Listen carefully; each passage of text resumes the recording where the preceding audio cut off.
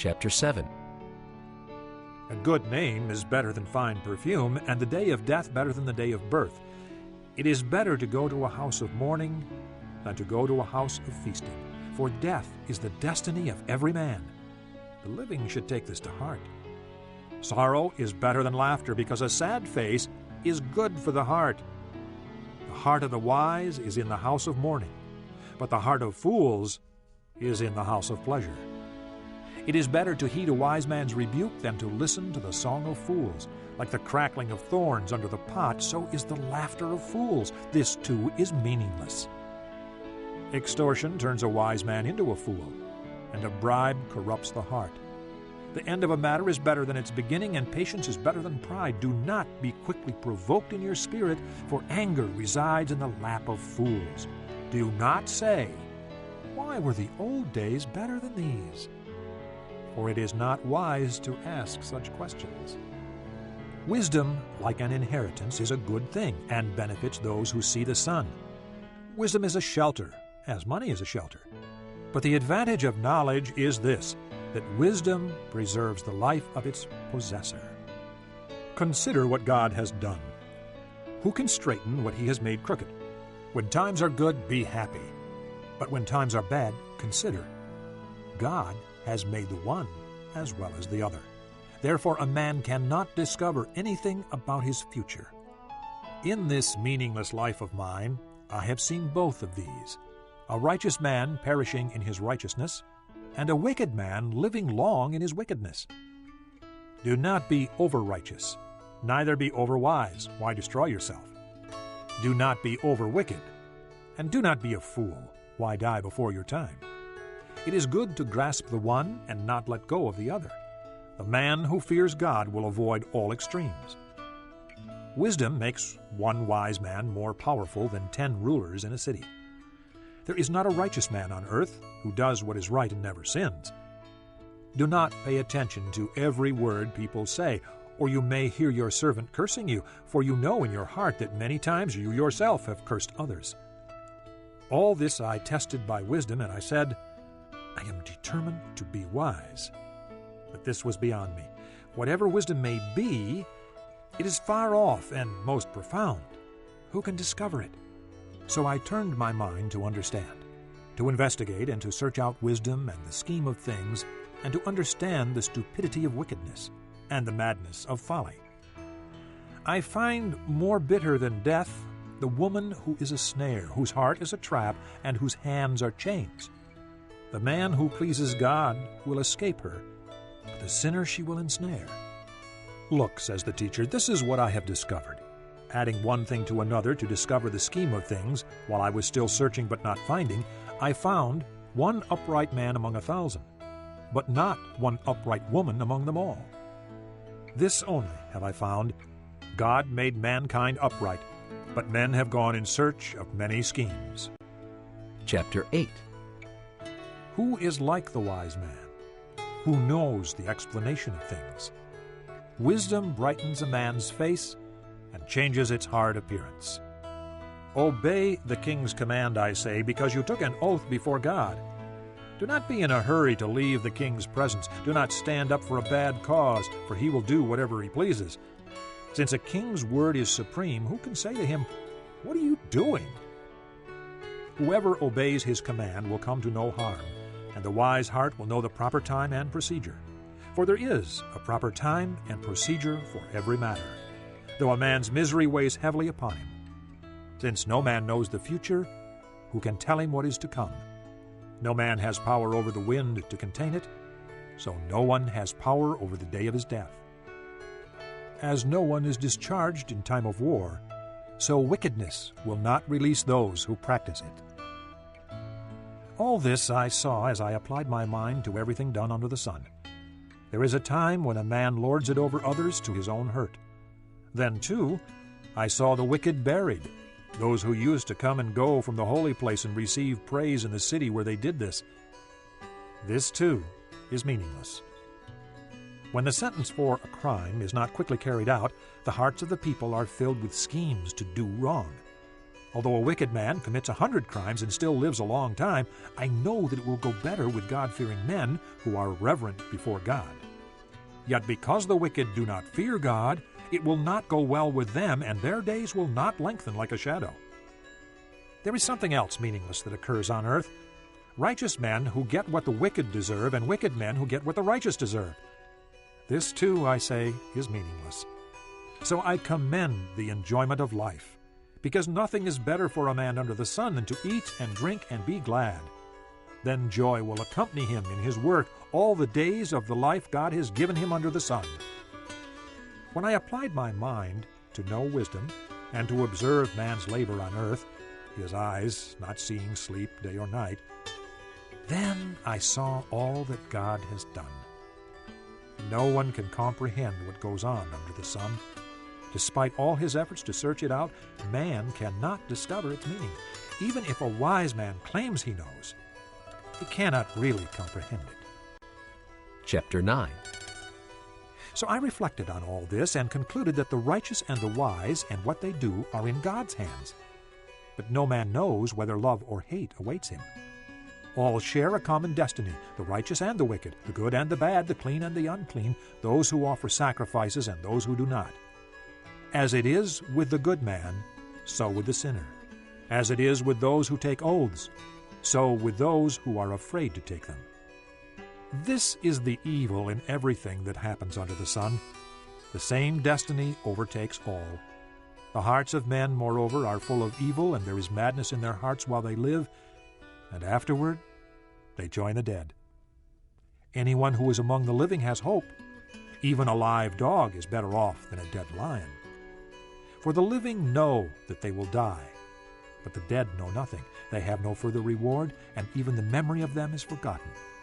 Their love, their hate, and their jealousy have long since vanished. Never again will they have a part in anything that happens under the sun. Go, eat your food with gladness, and drink your wine with a joyful heart, for it is now that God favors what you do. Always be clothed in white, and always anoint your head with oil. Enjoy life with your wife whom you love.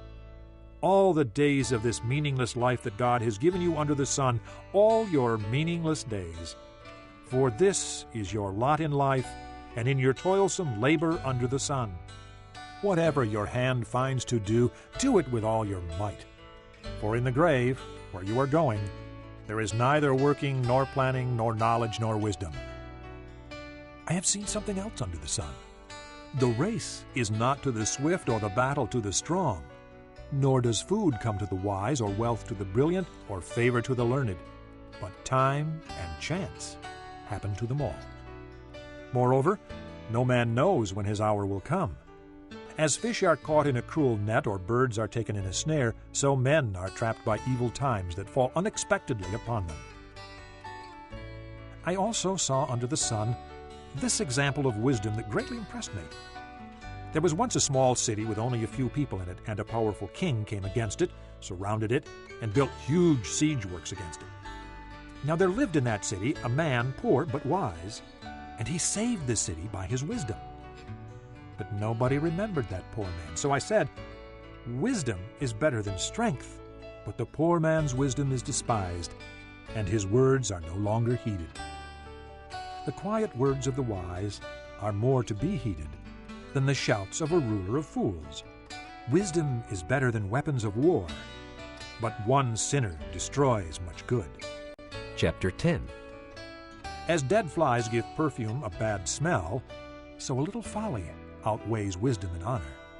The heart of the wise inclines to the right, but the heart of the fool to the left. Even as he walks along the road, the fool lacks sense and shows everyone how stupid he is. If a ruler's anger rises against you, do not leave your post. Calmness can lay great errors to rest. There is an evil I have seen under the sun, the sort of error that arises from a ruler. Fools are put in many high positions while the rich occupy the low ones.